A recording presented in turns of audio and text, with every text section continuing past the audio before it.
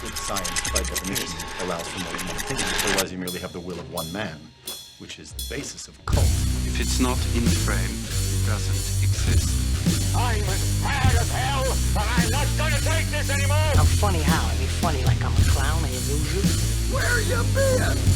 Drunk. Wendy? Darling? Light of my life. What's your one purpose in life? To explode, of course. I like death with sex. How about you, Casey? You like sex with death? Yeah, so fuck off and die. All right. Anyway, no banter. This is the Cult of Cinema Knowledge podcast because I'm not giving any of that. Yeah, no. I mean, we've been talking for like an hour or whatever, you know. Whatever. I know. That's Jordan. I'm Levi. Today, that's the the Elephant Man over there. I'm the true Elephant Man, and you're the Massacre Man right now. Yeah, the Slayer, dude. Yeah, dude. Yeah, you're Bullseye Joe over there. I know. Yeah. So, you ever seen this movie? Yeah. So we watched The Elephant Man. We're still in black and white month.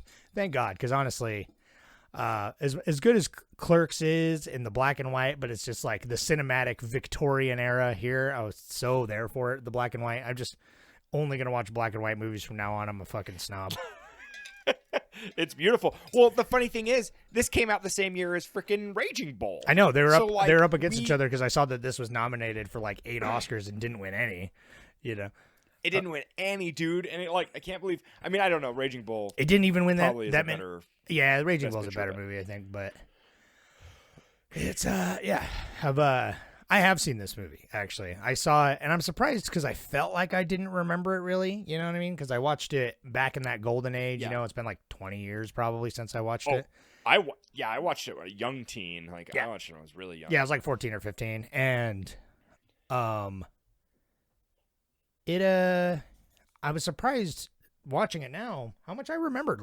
And I'm like, oh, okay, yeah, like it's all coming together. It's not like it's a super complicated plot or anything, so... But it hit me. It was good. It hit me in the feels, buddy. You know what I mean? Dude. So I actually was so because I know the story and I know the movie, and the first 40 minutes he doesn't like talk and he's like barely in it. You know, it's like you know, and but once he gets going and like, you know, society kind of starts accepting him, you know, and he's in his his long stay residency at that hospital. It like, dude, when that scene when they visit the house and he's talking about his mom and stuff, and it's like she's like, you know, crying. It's crazy. But anyways, I'll talk about that a little bit more. How like this is a weird emotional roller coaster. Do you have a synopsis for us? Yeah. Quickly. So Elephant Man, loosely based on a true story. This a very disfigured gentleman in the late 1800s in London, I guess, or somewhere. He is like a, you know, carnival, a circus attraction, you know, for like being a freak or whatever. And this young doctor, played by a dashing young Anthony Hopkins, he is he's a surgeon, and he gets invested and he checks him out, and eventually he wants to study him because he's like intrigued by him as a doctor. And then he kind of is like, oh, he's being like abused in this situation. You know, he's empathetic. So he kind of like takes him in and eventually finds out that like, oh, this guy is not just some mumbling, like just dumb idiot. He's actually, there's an intelligent human being that knows how to read and write and everything underneath that. And so he tries to flourish that, and he ends up kind of stealing him away from his quote unquote owner or whatever, the carnival guy that's like his livelihood or whatever. And so he takes him in, and people start getting more interested in him, and they realize that he's like more sophisticated and not to be turned off by his appearance. So he starts getting in with like sort of the upper society, and the fucking princess gets involved. You know what I mean? And right. The famous actress of the day is like super like shows him some affection and stuff, and he's loving life, but of course he can never escape it. And the night watchman at the hospital that he stays at starts like selling tickets on the side to come let people see him and everything. And eventually he his old boss comes back and like beats him and stuff and kidnaps him back, and he escapes from him with the help of the other, carnival freaks, for lack of a, they help him escape, but he can't ever get away from it, and he gets accosted in public and stuff, but he gets saved again by Anthony Hopkins and everyone else, and he comes back into society, and he's like, oh, I'm happy, I have friends, and I know I'm cared for, and he has a really great time. He goes to the theater, and then he's like, I think he's dying anyway, he's not healthy, obviously, and he's like, I just want to sleep like a regular person and be restful for once, and because he can't sleep laying down because of all his issues, and so he lays down to bed to let himself die and drift off to sleep, and there it ends on a very bright note. Yeah, I mean it's a very poetic note. It's like it's that ending bittersweet. where his mother is just like, you never die. Like, yeah, it's bittersweet. Yeah. And Yeah. I was surprised this time watching it, because the first time I watched it, I wasn't like so familiar with David Lynch as I am now. And yeah, I always was like, oh, this is like, his second movie, but his first movie is so David Lynch, Eraserhead. Like, right. Right. That it's like, this was him trying to be more of like a commercial director for like briefly, and then Dune ruined that right after this, I think. I know, right? It really did. It made him like, he had like kind of a Kevin Smith trajectory where he like got into the Hollywood system and was like, well, fuck this sucks. So but it's like, I'm just gonna do my own weird thing. So this is easily his most like accessible movie, I would say. But there's still, I'm surprised how much Lynch sauce was still in here. You know what I mean? It's like, especially the opening with the elephants and everything like that. I'm like, that's hardcore Lynch, dude. The sound design is so Lynch to like, just, I mean, it's to the T. And the horror kind of vibes, like when it's very unsettling and very kind of like, when they, and the animal noises. Oh yeah. They, one of my favorite parts in the movie, cause it is shocking, right? Is like, because like you said, you don't really see him for like the first 40 minutes. Like you see him, but he's always got the mask on, or he's like in silhouette and darkness, and it's always people's reactions to him. So the first time you see him, really, it's like built up the scene where the nurse is like coming up finally to see him, and it's all very slow. There's like a little bit of music, and I'm like, that's a full-on horror thing, dude. And she opens the door, and it's just him in bed, full lights, full exposure, and it's like, I knew, but it was still like almost a jump scare. Like it was shocking. Like the makeup is so good, but it's a shocking appearance. You know what I mean? For sure, obviously. And well, that's the thing. Yeah. But there's so many scenes like that when it's like the creepy, dark, gross alleyways of fucking Victorian era London and everything. It's Bite is like, he's the like quote unquote like main antagonist, and he terrifies me, dude.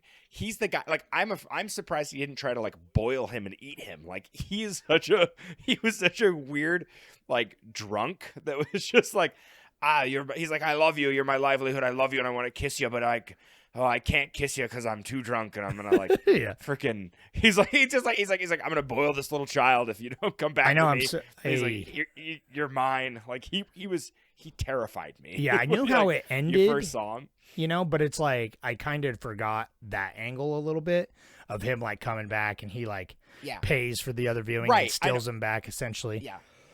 But I was I was kind of expecting another confrontation, but like luckily he gets helped out, like, because that's what's good too. It's like this movie does a really good job of showing like the cruelty of humanity, but also like the humanity of humanity, right? Like the way that like people can actually be kind, and how kindness goes a long ways, and treating someone fucking decent. Who would have thunk it? Yeah. Well, and it's drastically different. Like this was a time period where like measles existed. Like it was rampant. Now is a time period where measles like, exists. I know, right? But it's like I know what you mean. This is a time period where it's like people are finally getting like multiple people are getting together in like towns, and so they're starting to see like other things happening to people, like other deformities and disabilities, and like outside of like the fact that he lived till like 26 or whatever, I can't remember in real life. I think he lived, maybe it was only 24 or something, 26, but it's like the fact that he lived that long is bonkers. He, by like 22 months, he was starting to grow tumors. Like it was like right out of infancy. It's crazy. He was starting to develop this, like, and what's crazy is they don't know what he had. It's still like debated and studied, and there's two rapid growth diseases that they assumed he had, and he might have had one, and it's kind of debated back and forth, but they also kind of like don't know. Yeah. And the fact that like they haven't really seen that aggressiveness since is really bizarre. Like it's crazy. It's like there's a thing called like FH, and I forgot what it stands for, but it's like it's a disease that like a lot of people get, and you get like skin tags, and you do get like leathery patches and stuff, you know. It's like, yeah. And there's some people who have, like, 'cause in 1980 when this movie came out, they actually had a bunch of people who had this FH disease come see the movie, like, to be like, Cool. hey, you know, this is a movie that's because prior to in 1980, that's what they assumed. They were like, oh, this is what he has. Like, modern medicine, you know, in the 80s is telling us that, like, oh, this was the disease he had. And so Wonder people what that went to see it, and guy- they're just like mind blown. But dude, it's crazy. Like, I'll post on Reddit. I'm terrible at that. I know I always say it, but I will try to actually post this little, like, Discovery made a documentary in the 90s about this movie, or about him too, because his name's actually Joseph Malik or whatever. But the dude who like helped him out, the doctor and stuff, would like refer to him as John sometimes, you know, in like correspondence. And like the reason this guy's popularity extended so far is because he did actually put him in the paper often. And so it's kind of like, it was unprecedented. You don't really do that to somebody who's in a hospital or getting treatment or something. Yeah, things have changed, of course. I mean, you don't see hardly any, like, you know, freak shows or whatever, for lack of a better word, you know, but it's just like, yeah, back then, especially, if people were absolutely shunned and shoved to the deepest corners, any type of physical disabilities or anything like that, you know what I mean? We're just absolutely stay away out of civilized society. I mean, how many times is he called a beast and an abomination, you know what I mean? It's like the guy in the boardroom that's just like, it will not stand, and that is my final vote. And then the other guy just fucking swaggers in the princess and is like, how about now? You know, like, you gonna tell the princess no? She brought the queen's letter, bitch. Yeah. which was fun, you know what I mean? So, speaking of, well, that's crazy because all of that like happened. Like there, which it's I like, know I'm it's like interested to see about like the actual story a little bit, like how much is kind of true, right. you know, because it's like that's the first big exposure where it's like, here's this man, and it's like he's not, you know, he's not mentally fucked up or whatever, and it's like even earlier on they're like, is he an idiot? You know, I'm like, I hope to God that he's a complete and utter moron. He's like, I hope to God he is. You know what I mean? And then it's just like, no, he's a regular person, you know, that has had a fucking shit life, and you know, it's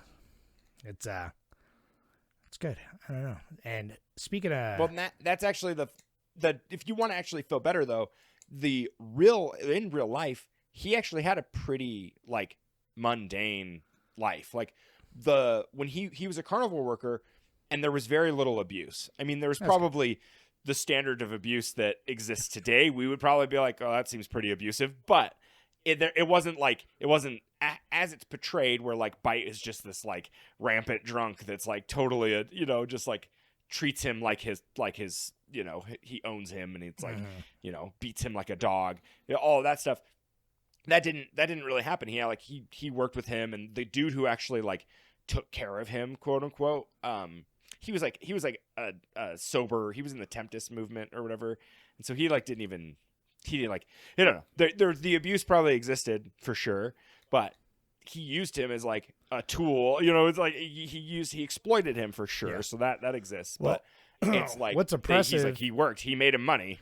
It's not like it's impressive because it's like, it's not that he's so damaged and everything. How could he possibly be literate and like well spoken? But it's just like hardly the majority of people were not literate at this time in general, which is like what's really though. It's like True. Which set him even more to the top. They're like, holy shit! Not only is this guy, fully functioning more than we thought he was, but it's just like, yeah, he's completely literate and well spoken and stuff. And he takes to it. I mean, in the movie anyway, he takes to it very well. I don't know, like he's such a sweetheart. So it's so sad. Like, especially it's sad always, but once you get to know him more and like know his character and how he's just like such a soft spoken, just gentle man, you know what I mean? It's so sad to see it like turn again. And that's why like the most iconic scene of the movie probably where it's just like he is running away and then he gets chased on the subway or whatever. And he's just like, I'm not an animal, I'm a human being and everything. So good. And then everyone is like shamed though for the first time. You know what I mean? Everyone's actually like, ugh. Right. Yeah, let's. Well, because they like originally see him and they do. I mean, it's just like, it's what we do today even, but it's still that just like they see that disability and they see the other and they're like, it's, and it's something like, and it like, and a mob. they always Once it becomes a mob too, it's different. A mob, you know what right? I mean? Exactly. Like, always gets blown out of proportion, and you're just like, and that's like what's so gut wrenching watching it is like the misunderstanding. Where you're like, oh man, it's like, and you're like, it's hard because when you see him, it's like you can't not have a reaction. Like he elicits a reaction from you. 100%. That's why I'm like, even that first scene phenomenal. is shocking in a way that's like kind of intense. Well, and there's such a part of it too where it's like it is the fascination. Like I totally understand like the motivation for Anthony Hopkins' character, like that, like he's a man of science, in his time, and it's like that part, but it also just like it's like it's almost just like how are you living? And what's crazy, dude? So in that documentary, they after he passed, they did plaster casts and stuff, and they did a lot of preserving his body, and then they actually preserved his bones, and so his full skeleton is preserved, and it is brutal, dude. I can't, like, it looks so painful. Like they don't talk. He never is like, I'm in pain, but like it looks so painful, dude. And like it was pain. It was, like it's crazy to think like the fact that he wasn't, he might have been on like laudanum or something. He might have been doing some nice, 1800s, medicine cure. Just speaking of the movie strictly, like, you know what I mean? Strictly about the movie, it's like, right. He gets asked multiple times, like, are you in pain? You know what I mean? And he just never, and I'm like, he's probably just so used to it anyway, too. Just like his scoliosis and his back and like all his wheezing. And like, he's just like, that's just my life, To see his skeleton, like his hip has these like burrs on it. And his like femur bone is like the side that has more of like the gigantism, like the hand that couldn't operate and work. And it's like all that, like that side, it's like the bones were like 5 times as big. That's as wild. The other side. Like I'm gonna have to see that. Put that documentary up. I want to check it out. Yeah, it is like it's one of those things where I'm like, the movie actually does such a good portrayal because, fun fact, they got the plaster casts and that's what they made the prosthetics from.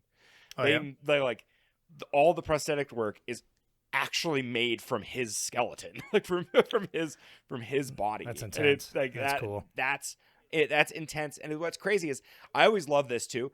It was 14 pieces that they applied to him, and it took 6 hours. Which is like, that's honestly, when it comes down to doing pretty makeup, good. That's not the longest. Yeah. That's not the longest. That's actually pretty quick.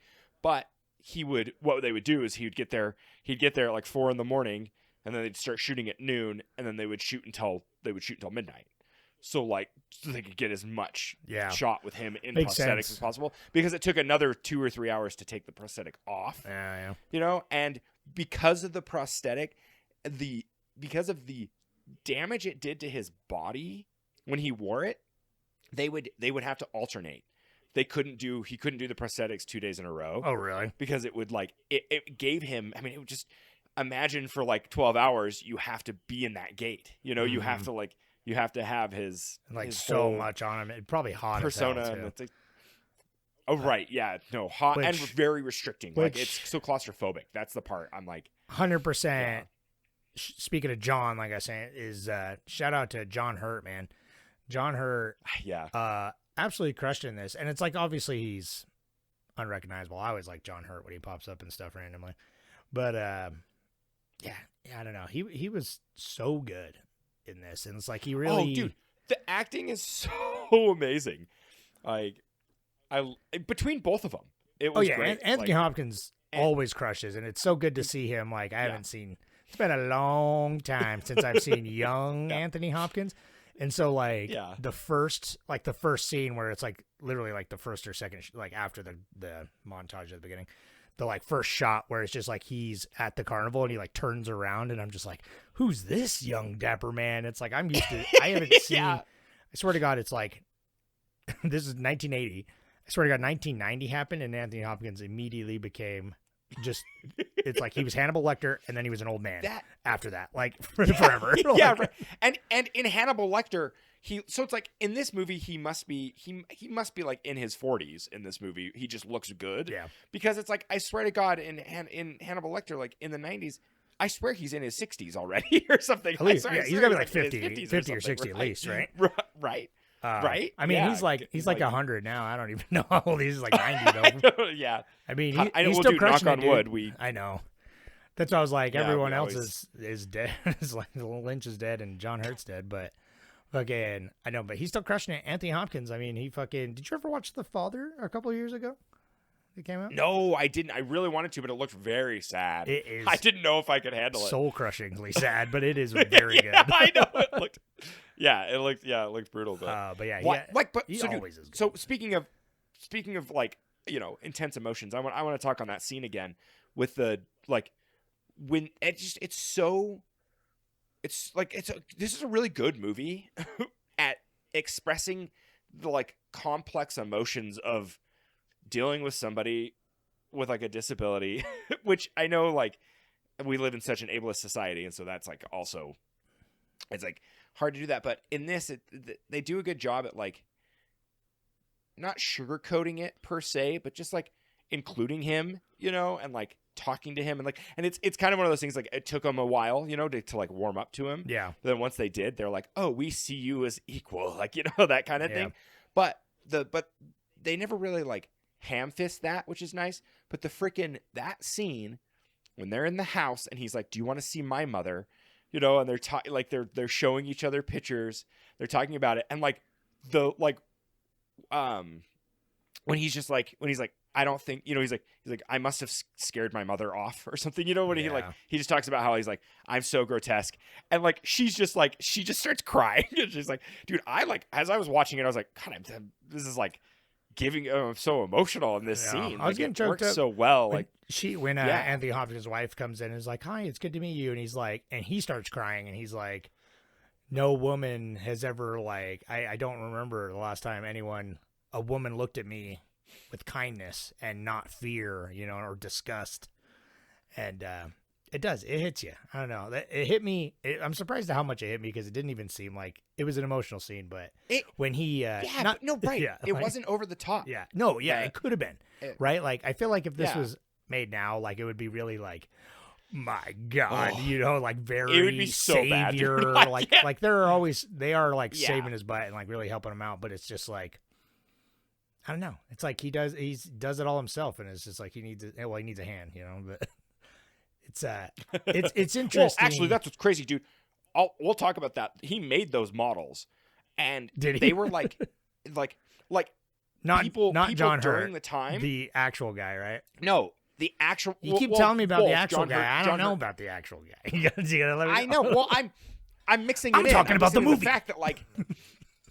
Well, in the movie, so it kind of ties together because John Hurt did it too. He started making them, and he was doing it with one hand because he was just like getting into the character, and figuring it out. And they were just like, during the filming of the movie in the 80s, they were like, how did he do this? Like, how did he, like, the kits that he would get and stuff and like the models that he would make, it's like so intricate, and it would like, it takes people like 70 hours to make one with 2 hands, Yeah. you know? And so it's just like It's the fact that he would do it's that. so it's like, it says so much about his character that I'm really glad they included that, because it's like they barely draw attention to it either. Which again, this movie's pretty for how clear the message is. It's pretty subtle in a way a lot of does stuff, but it's just like him building the cathedral. It really shows that like how like delicate he can be as a person, and not like in his sensibilities as well as his actions, like which is insane with so much is going on with his wrecked body and everything like that he can sit there and do that on such a level that it's really impressive. That like that seems to me like something that they would have added. So it's cool to hear that was a real thing, because it's like it seems like they would have added that to be like, oh yeah, he's just, he's here alone, and he just kind of, this is his joy, and he's so fragile and delicate. He's just a gentle giant of a man. He's not some fucking freak, you know what I mean? And so it's it's nice. I don't know. it's good. It's sad. It's but like it's bittersweet. I don't know. It does a really good job showing both sides of like of it. It's like I was so sad how scared, because it was interesting how, speaking of horror again a little bit, like so early on, it's like he's used as kind of horror, like he's grotesque. Everyone's shocked with him, but then it suddenly becomes where it's just like when nighttime comes and he starts getting afraid of night because he knows the night watchman's going to come and like terrorize him, and he's just like gentle and like non-confrontational, and that plays like a horror scene once he starts coming around, you know what I mean? And it's like the music, and he gets scared and he gets all startled when the guy's like knocking on his window and everything. And I don't know. Yeah. The chops. It does. It's good. It makes like, and it elicits that like that horror that's kind of like the grimy, just disgusting. You're so enraged with the human being that's the he's the antagonist, and it's like, so it's kind of like, okay. My only gripe with this is when he gets like Gilligan's Island and he just like gets knocked in the head once when he goes to confront him. Yeah. And he's like this, and like the nurse comes down and she's like bops him with a phone book or something. No, it's a sack, dude. She's like, he's literally like, only nurse whatever can sack me. And then she's literally got like a sack and like sack, and she's like, done, you know. It is. It's like a bit. Yeah, it is. No, it really was a bit. And that's okay. And then to segue to like, I actually kind of forgot about it already, so it's not really that detrimental to like my viewing pleasure. But the editing in this movie from scene to scene felt like a made-for-TV movie. Like, it was weird. It's like weird for like how tight the cinematography was, and the like the blocking and the music, and like the lighting and everything about the production value was amazing.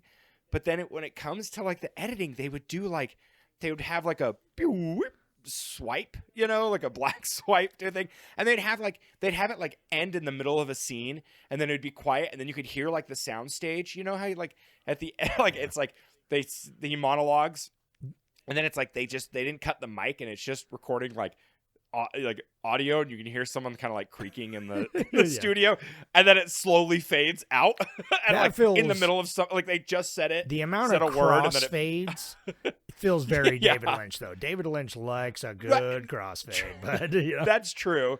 I guess that's true. I guess he does that, but I guess I'm just thinking like later in his career when he uses a crossfade, it like feels more appropriate, and maybe just because I'm used to seeing that, but like, I don't know, and maybe this film, because it was black and white and kind of like, because it's kind of just like, it's a period piece clearly, but then it's also kind of, it's like kind of situational. Like it's just like a scene, and then a little bit will happen, and then like that scene ends, and then it's like, it's kind of the sum of all its parts here. Yeah. For this kind of movie, because it's like you meet a couple, you'll meet a character, and that scene will happen, and it's like, so the first like hour of the movie, it's like, oh, he's grotesque, and people go, what? He's grotesque, and they see him and they go, oh wow, yeah, he's really grotesque. Yeah. And then and then the second half of the movie is like, we've accepted him, and now his now body like, may be grotesque, but his soul is beautiful, right? Right. And I'm so happy, dude. I really thought that the actress, that like was reading the paper and was like, oh, I'm infatuated. I've got to see this man, you know? Yeah. And like she goes in to see it, and I was so happy that it like didn't turn nefarious or like Right. you know, it so easily I could have really been like her made me nervous. just like puffing it Exploiting up, him, exploiting him. Because and I mean, it even does like, you know, I'm glad there's a small bit of reflection where it's like the nurse is like he's just another sideshow now, and then even Yeah. Anthony Hopkins is like, am I even better than this guy? I'm basically just parading him around to a different crowd now, basically. At a certain point, you know, and so it's like, yeah, it really could have went that direction. And I'm glad it didn't, because it's like, I guess that's the thing with this movie, and I guess that's good why they stayed so close, I guess, to like historical fact as much as they could in those areas, where it's like it could have very easily, in so many elements, been very dramatized to the point of like almost melodrama that you would almost expect from like this kind of movie, where it's just like it's gonna turn into this big thing, or like there is gonna be a confrontation with Bite or whatever his name is, right? And it's like you keep expecting it, and it's like there is small bits, but it's never like, even the mob, you're like, oh fuck, that it's like he's gonna get like, he's like he knocked that kid over and they're gonna like fucking lynch him in the street, David Lynch him, and but no, he just shames them all with, it's like, you know, unfortunately his, you know, his cry, which is so good, but it's I forgot. That's such a powerful scene. It is. Yeah. Well, I forgot that it's like he got shamed, but like going back to the actress, like you said, it's like the scene when he goes to the theater and it's like his last day or whatever, where they're like, I dedicate, everyone wants to dedicate it to him. Like, that choked me up, because it's like you could tell he doesn't know how to respond a little bit, and it's just like everyone's like clapping, and she's genuinely, like, she's genuine, and I feel like us having watched so many fucking movies, we always expect like there's always a thing. What's the catch? The other shoe to drop. Yeah, and so for her to actually be so kind and be like, it's like completely sincere about like having this respect and admiration for him, it feels good. And he's like, stand up, you know, stand up. And he just stands up, and he just like, he kind of doesn't know how to feel. But then he goes home that day and he's just like, this is my height. He's like, I'm happy. I know that I'm loved.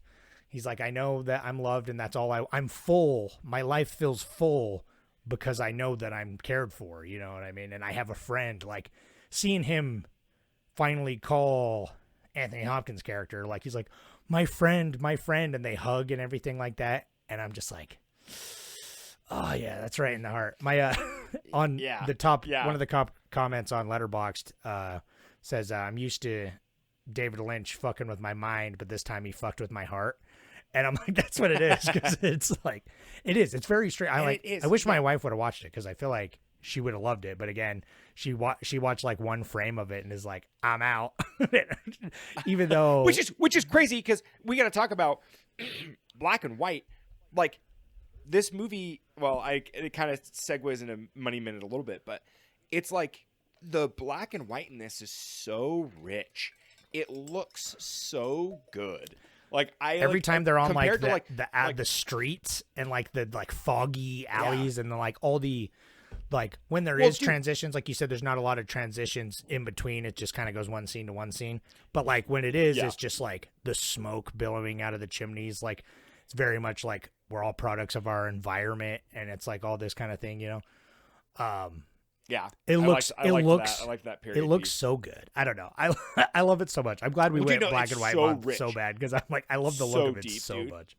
Because you really do gotta it looks really good, and you gotta do more. Like, I love color, but you gotta try a little harder. And I think that's the thing with modern black and white movies, which is kind of why I picked it. It's like, not that they're not amazing black and white movies from back in the day, but you got to make it count. You know what I mean? When you got like, you kind of working with the less, and it's like we talk about, it's like, you know, when you're working with that ingenuity, your cinematography's really got to pop, because black and white can look flat as fuck if you don't do it right, you know? No, right, exactly. Yeah, you have to know how to shoot on black and white. Like, you know, it's depth. The darkness is so good, but there's just like, there is still like a lot of light. And like, that's why I'm like, these crummy, even when he's like down in the fucking dungeon, you know what I mean? That could have been just dark, but just nothing but shadows. But it was so interesting to look at with just like the flickering lanterns and everything. Like, the way they do shadows, like shadows in black and white movies, like that's my shit. I'm gonna fucking get a tattoo of just shadows in black and white movies, man. That's the best. It's probably why I fell in love with noir films so much, is because it's like they were doing it on the cheaps, and they really got to just make it look dynamic with less, and so they just got one fucking light casting these fucking interesting big old blocky shadows, and it's so good. Right? Yeah, it's a beautiful like lighting setup that that's crazy. It's like he actually got. This is kind of one of these crazy movies where Mel Brooks was like. He was the sole reason this film got made with David Lynch. Really? So this movie was in development for years. Yeah, like 10 years before, I believe. And they Mel Brooks was like, no, I want David Lynch to do this. The guy who made Eraserhead. Yeah. No, dude, I'm fucking dead serious. So he's like, the dude who made Eraserhead, I want him to tackle this film. I'm gonna be the front man. He produced it. He rallied for David Lynch. He told the studio, you can't cut it, because the studio wanted to cut so much. They saw that movie. They went, what the fuck is David Lynch? Like all the David Lynch parts they wanted to cut, dead serious. Like they're like, so the beginning, can we cut that? The ending, can we cut that? The scene where he has that dream and it's like the industrialized dream. Can we cut that? And I'm like, so you mean just cut all the David Lynch parts? That's really? David Lynch, dude. When it goes into the eye I hole love that dream. and then it comes down into like the pipes and everything, I'm like, oh yeah, buddy. Yeah. Like that's the Lynch sauce. But Mel Brooks was like, no, you can't. Like they're like, we didn't come to you for opinions. We just came to you to show you that we've produced the film. Yeah. Like that's pretty much what he said. But he also said, I don't want to be attached to this movie like in a big way, because they'll think like it's Mel Brooks. No one will like take it serious. And like David Lynch, how did I miss Mel Brooks in the credits? I feel like that would have jumped right out at me. I didn't even see that. He's not in the credits. He's not even in them. No, huh? he doesn't. Really? He doesn't want him. Yeah, he doesn't want to be in the that credits. much, huh? So it's wow. like, yeah, and so it's pretty crazy. Like I'm, and I could totally see that too. I could see it could be Mel Brooks really just being like, I wrote a check and then talked to some friends and like talk to the producers and stuff, and it's like he has so much pull that it's like. It's crazy that we got this movie and Raging Bull in the same year. I'm surprised there wasn't like a huge, like two huge, critically and hopefully financially successful movies that are like these hardcore black and white dramas. That it's just like I feel like we would have got like a resurgence after that. But I feel like, because I've been looking through all modern black and white movies when making my list and stuff, and it's just like, we didn't really. I don't know. Like it happened like every so now and again, but people are adverse to it. Yeah, look at my wife. Like she would have loved this movie. I think she would have liked a lot about it, but she has a hard time getting past aesthetics, even though, and I know it's a personal choice. The aesthetics of black and white is beautiful, and older movies. She's like, don't like older movies either. And I'm like, it's just made to look older, but it's not that old. Like, somebody, she's like, 80s, what the fuck? Right. Like, yeah. I know, really though. Yeah, you're like, dude, no, you could, your wife has that like, not before I was born syndrome. Like the people who are like, I won't watch anything. I won't participate with anything that happened before I was born. It's true. Like, get over it, dude. I It's know. like this black and white looks beautiful. And this is like, it's so funny. You're like cutting yourself short. It's like, it's so weird. I don't know. Because we have watched so many films, period. When I watch this in black and white, there's times when like the richness of the black and white exists, but then there's times where like I forget that it's in black and white. Like I don't. Yeah. It's like, it's like you're watching it and these characters and you're like getting into it. And like it's weird. It's like I don't know. I can never forget. It takes but, time. But you're right. You get so invested that it's just like just them talking and everything like that. I'm talking even broader too, not just specifically this film. No, yeah, for per sure. se, just like film in general. If it's black and white, same with subtitles. A lot of people are adverse to that because they're like, oh, I don't mind watching like a foreign film, but I don't want to have to like read when I watch. But it's just like. I can't watch the foreign dubs, dude. The Netflix foreign dubs are so bad. No. They're so bad. It'll just be like, it's like German and the guy's like, hello, my name is Rich. Yeah, Rich. Like, this is so bad. I know. Dude. But it's just like, all it takes is if you're not used to it, like obviously being the cult of cinema knowledge here, like we like foreign films, older movies, black and white movies, all kinds of looks. But like once you sit and watch it for like 10 minutes, you're going to be into it and it's not going to matter. Like same with a foreign film. Like once you get past, if you're not used to watching very many, you get past the subtitles for like 15 minutes. And if the story and everything is engaging enough, it's like suddenly you kind of forgot that that's what you're watching. You know, you get so sucked into it. Same with this. It's like, I feel like if I would have forced her, sat her down and made her watch it, it's like she would have forgot and loved it. I think she would have liked it. You know what I mean? But it's hard to get past that barrier because I know a lot of people who feel that way. I remember, like, even with Clerks, which is more, it's like a goofy comedy. Like, I tried to tell people, and they literally like, oh, it's in black and white? Like, what the fuck? And so it's like, I get studios' aversions to that too. You know what I mean? Because it's just like, in this day and age, it's like, why not? We're actually, I'm gonna lump you in with me a little bit because I assume you have the same sentiment.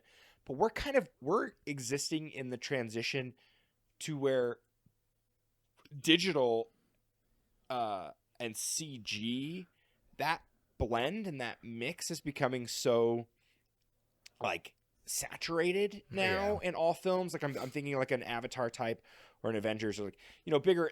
And it's not just solely those big blockbusters. It happens in a lot more, you know, smaller action films nowadays, and like Netflix especially too.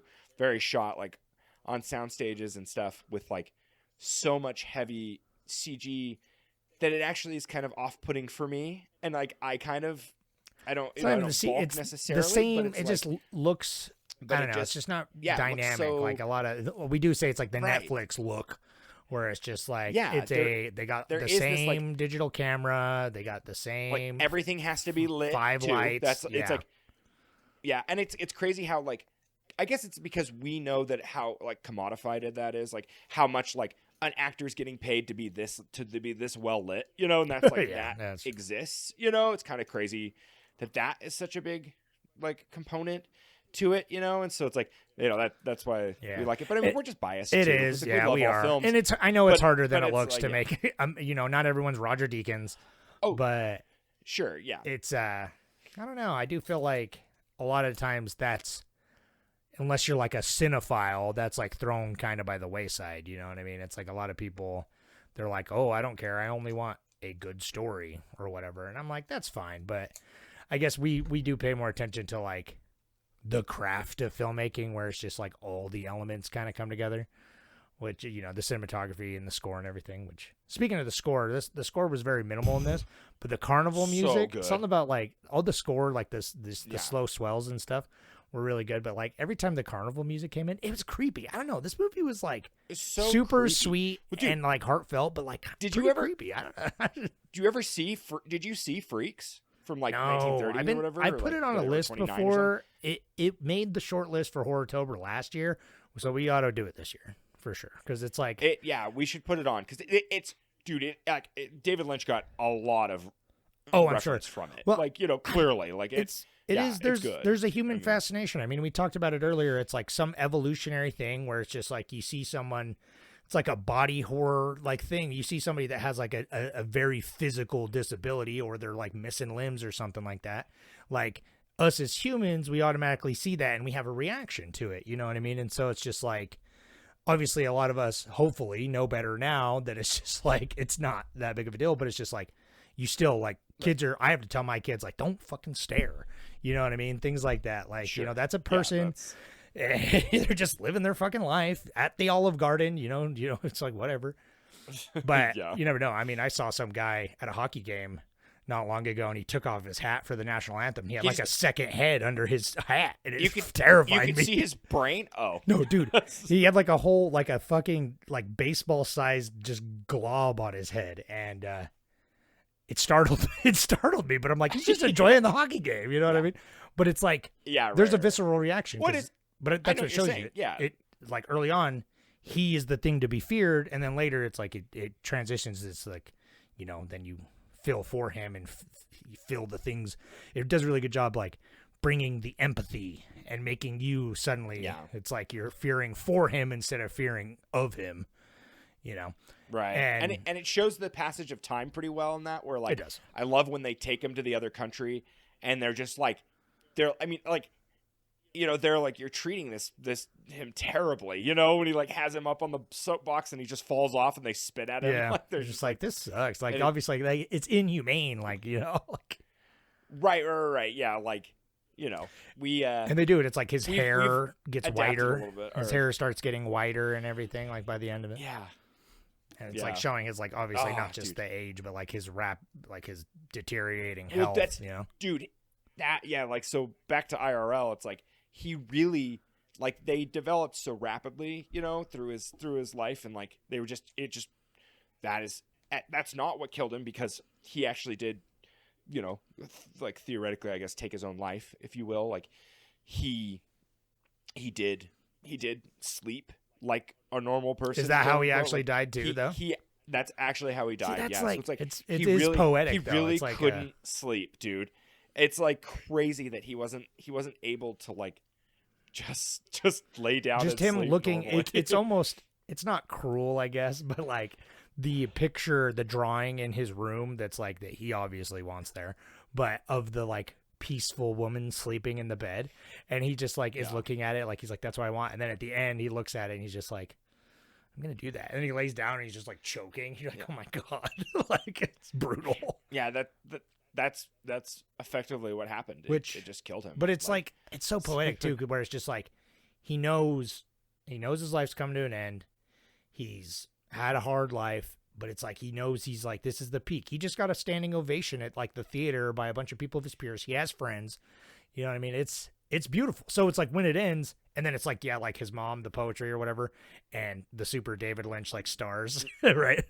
Oh my god, I know the stars and like pictures, dude. I was just in this movie. I really his, like, noticed, close I up was like, of oh the my god, pictures.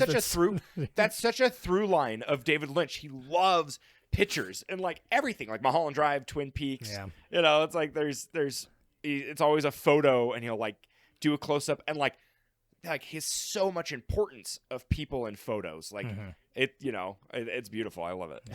Yeah. Anyway, how much does Bad Boy cost? What are we looking at here?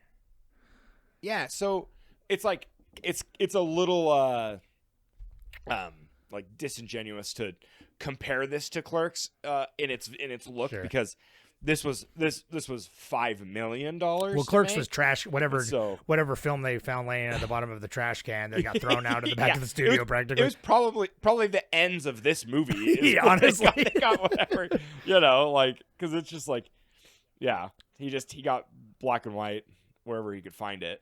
So, it was $5 million to produce and shoot, which honestly to me is pretty cheap. It's like, that's pretty for a period piece too. And I wouldn't be surprised if Mel Brooks helped a lot in the back end, and that's not really his connections and stuff like that. Like, right, like his infrastructure that's already there, sure, for studio and stuff.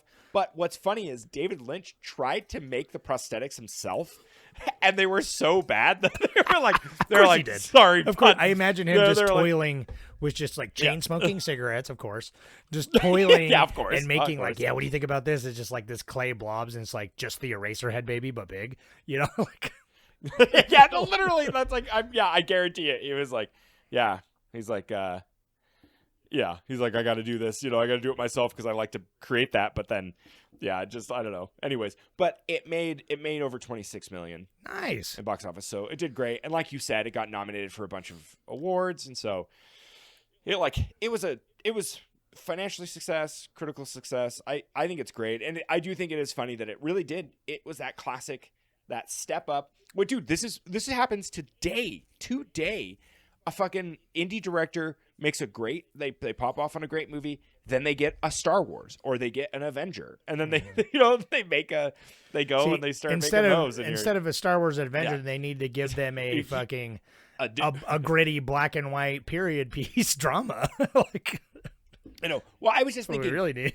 If anyone was to remake this, it would clearly be Eggers. Like, he's just the one that could really tackle this.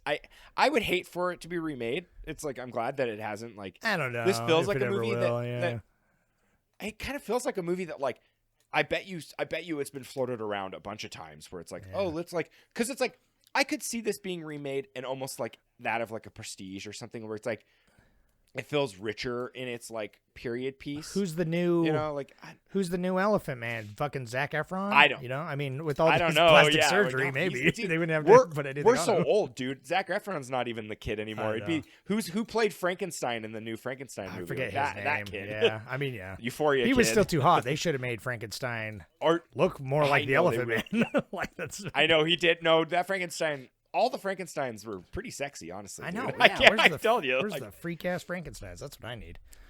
Anyway, yeah, but but I got a few Reddits. I Yeah, got to turn my notifications back on. I never get these, so I want to go respond to these guys. I haven't read any of them. So, Avery5712 says possibly my favorite Lynch movie. Performances are top notch, especially John Hurt, who acts his heart out under all that makeup. The overall industrial look to this movie seems like an extension to the look of Eraserhead, and I wish Lynch had kept that look in more of his movies. Shame this didn't win any Oscars, but at least is the reason for the makeup Oscar being made the next year. Oh, really? Because I was wondering. I noticed that. I'm like, this had to have got that, but the makeup is great. Right. Because there wasn't a makeup category. It usually was just under like costume effect or something. I can't remember what it's called. I was reading about it. Yeah. It's like they would do like they had some like effect. Thingy. Yeah, thanks for that comment. That's so good. I do wonder because obviously David Lynch has an affinity for black and white, and he did it some more in his shorts later on. But yeah, but he never made another feature. Which he should have. Is Inland? Oh no, Inland. No, Empire Empire's not. But it's just like I mean, we watched when David Lynch passed away. We watched Lost Highway, and it's like imagine if Lost Highway was in black and white. I don't know. Like it could be that definitely easily could have been black and white. For sure, yeah. More black and white, please. Anyway. Metsky1 says, growing up, I saw this movie, and subsequently I saw John Merrick's face in my nightmares for many years. My guess is I was about 9 when I saw it. Yeah, for honestly, seeing it young, it's shocking. Like, yeah. And it's memorable, too. Like, he's just got, like, and not only because it is crazy. So, like, it's intense. So real. That's what, I don't know. Like, the makeup work on it, it's so real, and it's acted so well, too. Like, it feels very lived in.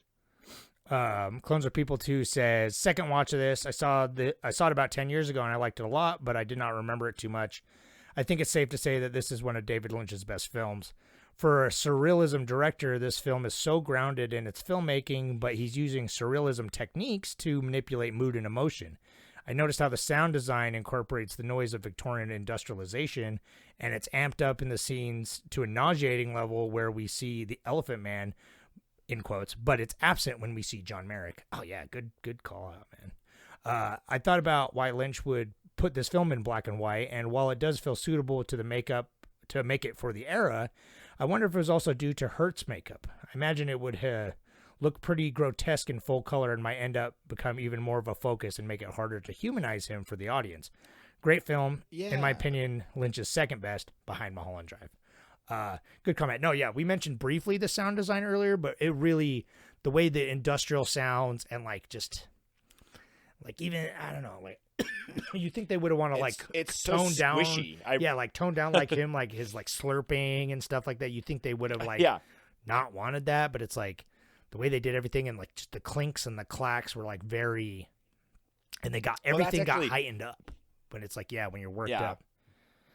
Well, that's one thing that for the movie that they changed drastically is he actually his speech was so impeded by his masses, by his physical appearance and body and everything, that he actually was pretty. It was pretty like, what is that, like unintelligible? Like it was really hard to understand him in real life, and so that's one thing that they changed. But they did such a good job in the movie. Like it was for like to portray that, you know, as like it was times where I'm like, oh, it's so hard to hear him, but then you can't understand him. But then I love it. They didn't pull the punches because it's just like giving him the lisps and the lip smacking and like all that drooling and stuff. So good.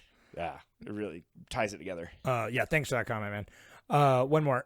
Garage Bear says, I saw this when it first came out on a double bill with Eraserhead. That was in 1980, and I'm almost over it now.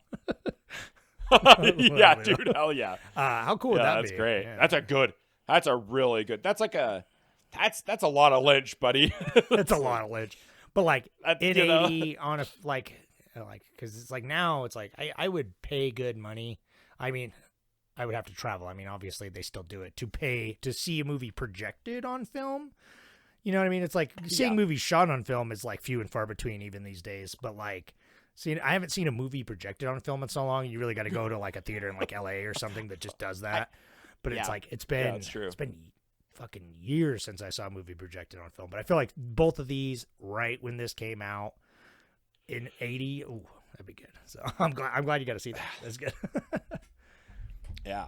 Do you want to? I wanted to read this poem. This is like what Joseph Merrick. Oh, That's what's so funny. It's like we should end every episode with a poem reading from now on. I think. I know. Right? Yeah. But, well, it's no because this pertains so much to his life because the actual guy he would always write this. It's an Isaac Watts poem, and he would always write this like in letters, you know, to people because it's like he had a lot of pen pals and stuff. That makes sense. Would, too, like, especially if his talking was you know, actually so hard. It's like he was obviously probably wrote a lot more than we saw in the movie. 100%. Yeah, he was. It's crazy how like it like honestly, I think there are probably people with disabilities that like obviously have been, you know, they've been institutionalized and then like they probably just died sooner than him. It's like the fact that he lived for so long, honestly, is so impressive to me. But it's crazy that like his one hand worked pretty well. Like I mean, really, he's making those cathedrals, baby. He had to.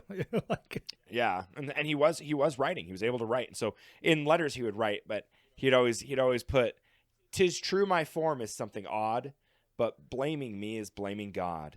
Could I create myself anew, I would not fail in pleasing you.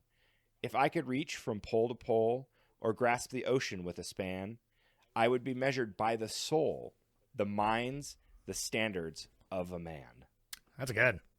It's beautiful. It is beautiful. That's beautiful. Nice. That's a great It's a great little poem. Yeah, and it's like he was really like he loved reading, you know, like pantomimes and like plays and he's a Romeo. It's pretty cool. Yeah. It's a fascinating. I know that's such a beautiful scene. So good. It's like that's what's so great. This movie has like such great sincerity. It's got good humanity. I really like the good and the bad. I got so nervous like every time someone would interact with him, I was so nervous like that it's like, oh, they're gonna like we're so, you know, not only just because it's, you know, in film it's conflict to make stories, right? But it's like we're so kind of conditioned to think the worst of people, so it's like not even in real life, but in film especially, it's like when seeing someone's like actually sincere, it's like, what's your real motivation, bud? You know what I mean?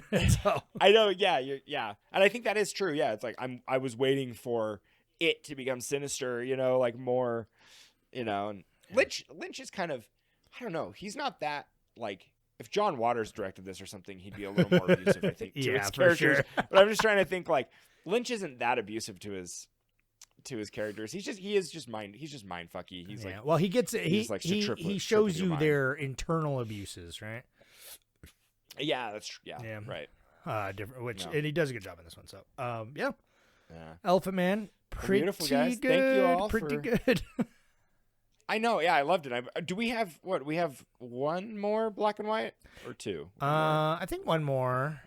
One more for sure. At least one more. So definitely do one next week. We'll see what makes it onto the poll, but it'd probably be The Lighthouse. I mean, I'm putting that on there for sure, but we'll see what gets next.